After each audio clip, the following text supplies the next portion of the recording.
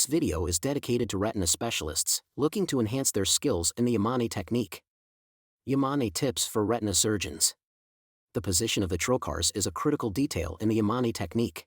For the left eye, its positioning does not matter, but for the right eye, placing it in the traditional inferotemporal location can interfere with maneuvers after the removal of the second haptic. In this case, the tip is to position the infusion trocar inferiorly.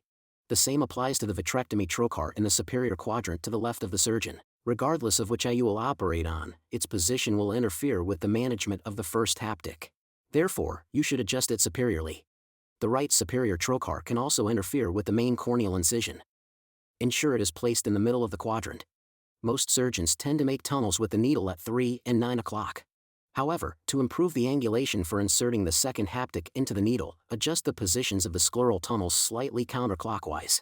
This adaptation facilitates insertion and minimizes the risk of damaging the haptic. Make the corneal incision superiorly, forming an angle of about 70 degrees with the axis of the first haptic.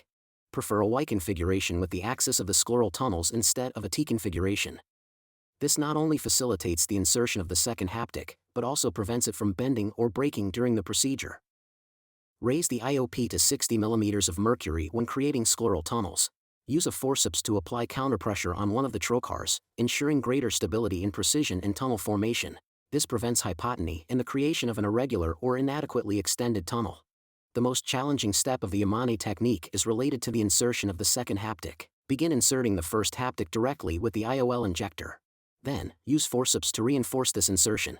Handle the second haptic carefully, avoiding holding it too close to the tip or too far from it.